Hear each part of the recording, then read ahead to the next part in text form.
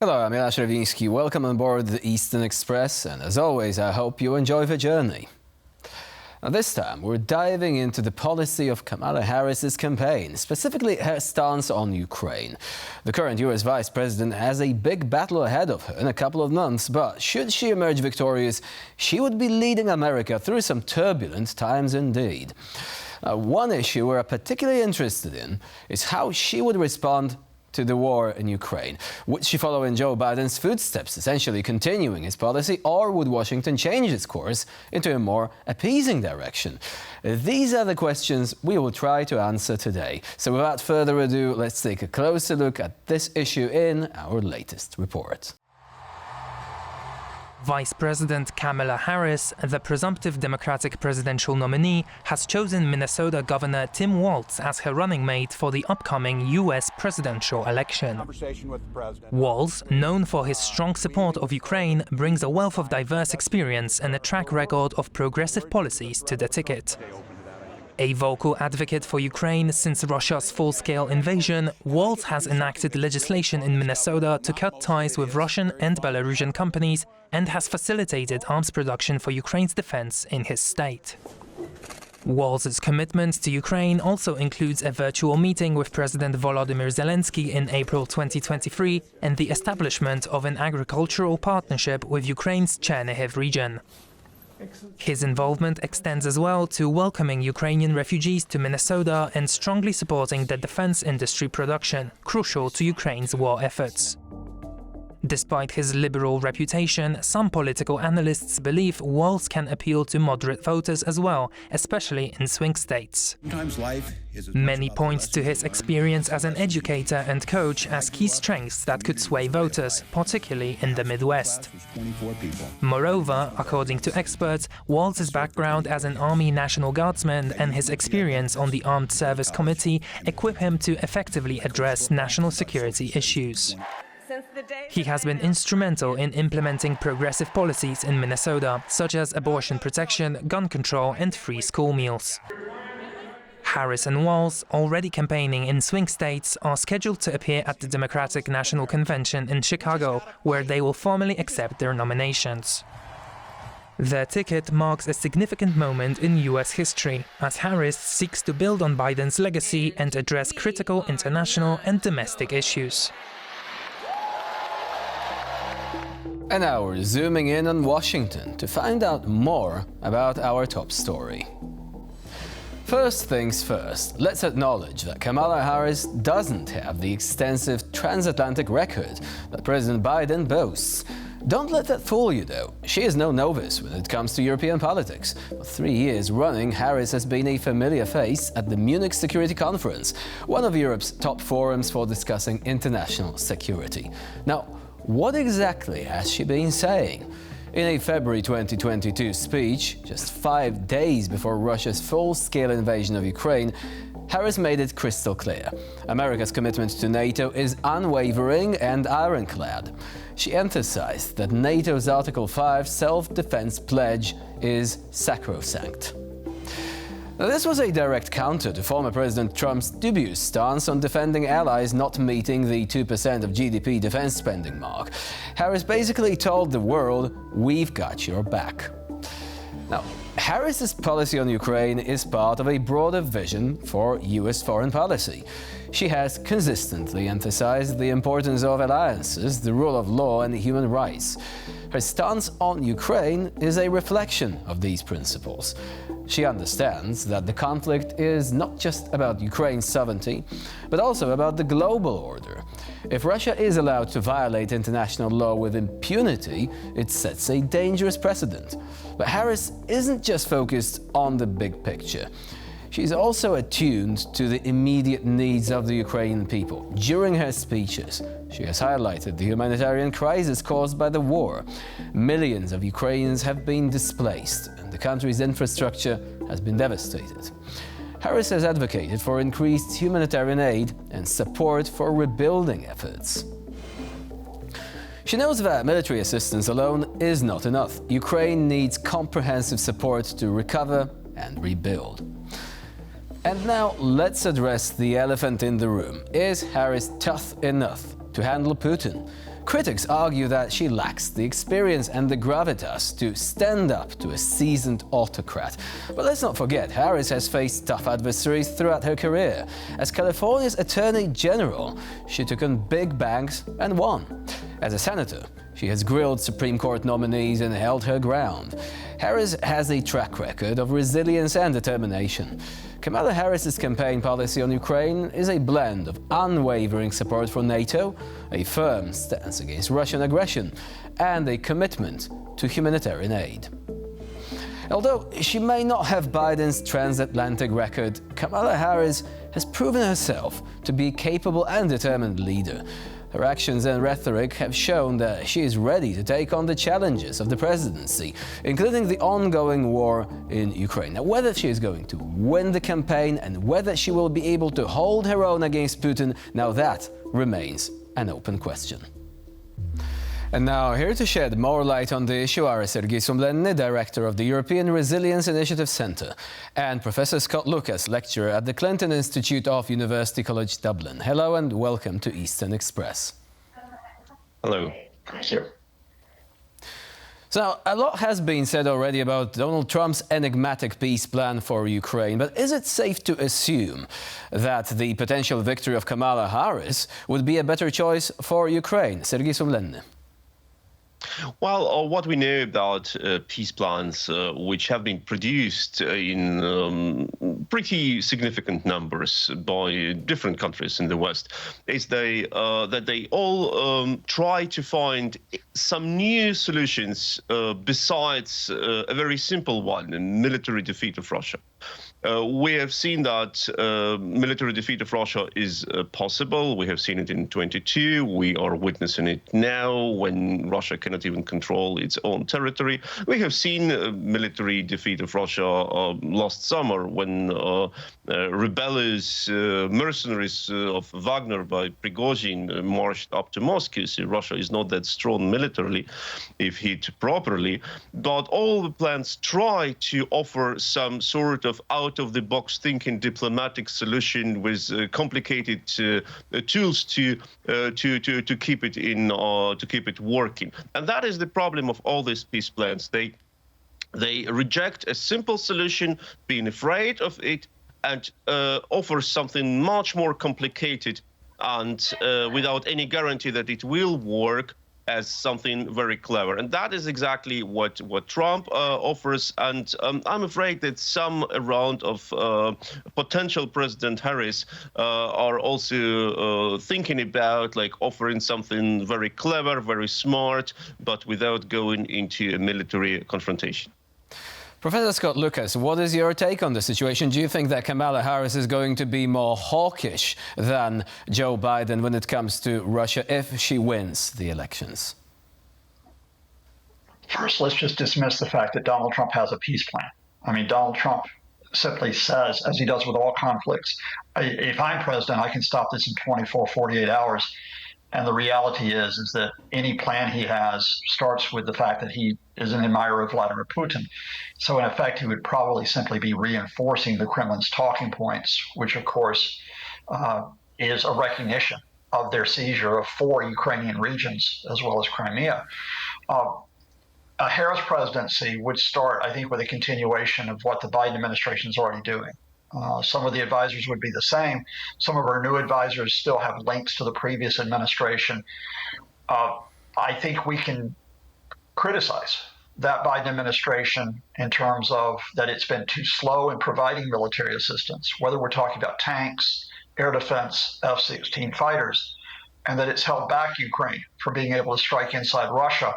But I do think there's a couple of lines that are important. First, the United States, even if it encourages Ukraine to go into negotiations with Russia, is not going to do so on the basis that Russia can seize, continue to occupy the territory that it's taken since February 2022.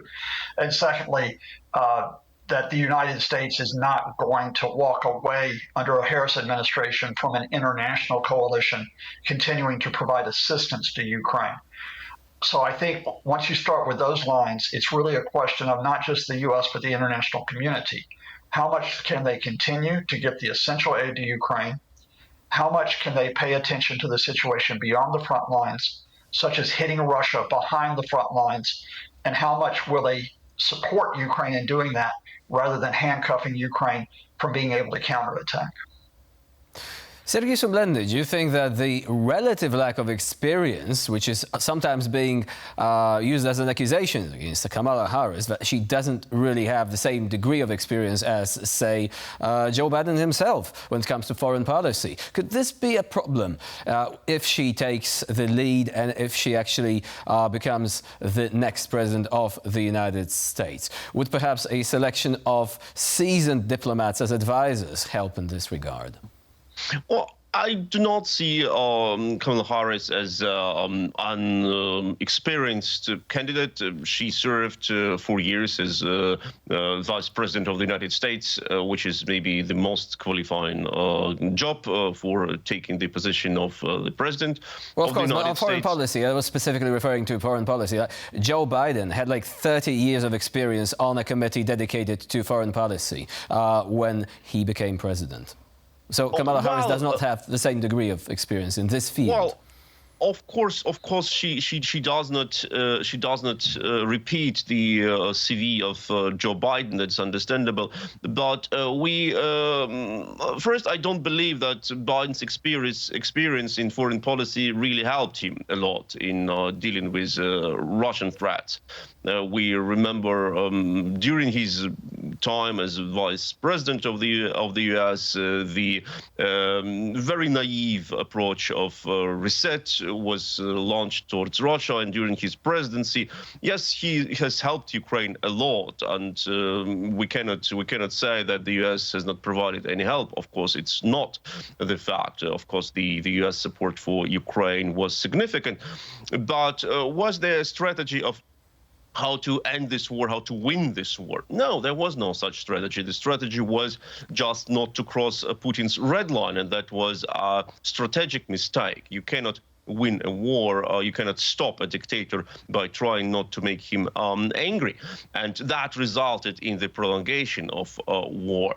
So I think that the key issue is not like how many years did the president spend before his or her presidency on diplomatic missions or in diplomatic committees, but who is forming, who do they pick to be their strategic advisors. If it will be continuation of Jake Sullivan's position, I think it will be disastrous for Ukraine. If there will be other people who are much more clever and understand the situation, really, it would be amazing. Just think about someone from the Democratic camp, like Madeleine Albright, for example. A person like Madeleine Albright would be a huge asset for the U.S. foreign policy now, with clear understanding how to deal with the dictators. Persons like Jake Sullivan will definitely be not, but it is not the duty of the President of the United States to go into all these details. It is definitely what his or her advisors and the Department of State must do. Of course, but it is also a question of selecting the advisors. And now, Scott Lucas, what do you think of this, since we've already come to the question of how Jake Sullivan has been dealing with the issue? And there clearly was the sort of dynamic that some other members of the administration might have advocated bolder moves. Jake Sullivan clearly might have been actually holding this back, and this endless debate of escalation. Do you think that Kamala Harris would choose someone like, say, Senator Mark Kelly to supersede Mr. Sullivan and perhaps begin a new chapter when it comes to dealing with Russia and the war in Ukraine? I think it's an important question. Who will join her in the White House if she is elected? But I don't think you don't move a senator across to be national security advisor. I think it'll probably be her current chief advisor on foreign policy, Phil Gordon, who has extensive experience, including during the Obama administration. He's very much a pragmatist. But I think the question that we're all asking here is, what does that pragmatism involve? There's a type of pragmatism that Sullivan embodies, which is, look, you can support Ukraine in defending itself against the Russian invasion up to a certain point, but in a way you can't counterattack beyond that point against the Russians, for example, through aerial operations, for example, through providing too much offensive aid. And that has, I think, as Sergei has pointed out, has contributed to what in effect is a frozen conflict in the east of Ukraine right now. There's another type of pragmatism, and we wait to see if Gordon represents that, and we wait to see who the other advisors are, who comes out on top on this, who would say, no, look, when you're talking about defeating a Russian offensive inside Ukraine, you have got to hit the Russians inside their territory. That includes, as we know, support of Ukraine strikes, which have already gone 1,200 kilometers inside Russia. But it also means how far you support what we've seen in the last 48, 72 hours, which were the ground raids into the Kursk region. I think it's an open question, to be honest with you. I'd say there's going to be a continuity in U.S. policy right now, which is not going to be satisfactory in terms of trying to turn this tide and really going after Russia. But on the other hand, it will not be an abandonment of Ukraine, which is what you would face with a Trump-Vance administration. And of course, some have suggested that a potential victory for Trump would have been a dice roll. It could go one way or the other. But there is also J.D. Vance, who has on numerous occasions said that he does not support the continuing involvement of the United States with Ukraine and with helping Ukraine win the war. Now, we also know who's going to be the running mate for Kamala Harris, Tim Walz. Sergei Sumlen, do you think that he is going to contribute in a positive manner to the campaign, but in particular to the question of ending this war in a way that's favorable to Ukraine? Well, regarding the history, we can only assume, speculate what will be their decisions. What we know out of their rhetorics of the both, of Harris and of Walz, they are very pro-Ukrainian. Harris welcomed President Zelensky during his visit to the United States. We all have seen these photos of warm welcoming, her holding the Ukrainian flag, and potential Vice President Walz. He is one of very few governors who had his position on Ukraine and who also met Ukrainian delegation and who was very pro-Ukrainian during his previous years.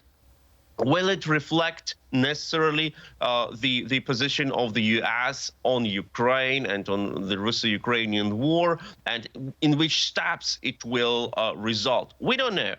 But we have good signs. Yes, that's true. But once again, a lot of things will be dependent on the people who really form the foreign policy and who develop the solutions and who run all the negotiations and calculate the risk. Regarding the other couple, Trump-Vance, we know that their positions on Ukraine are often really disastrous, especially on Russia, especially their rhetoric. How much of this, I would not say anti-Ukrainian, but I would say not understanding the conflict, inventing some weird propositions, how much of this will result in their policy when they, if they get elected?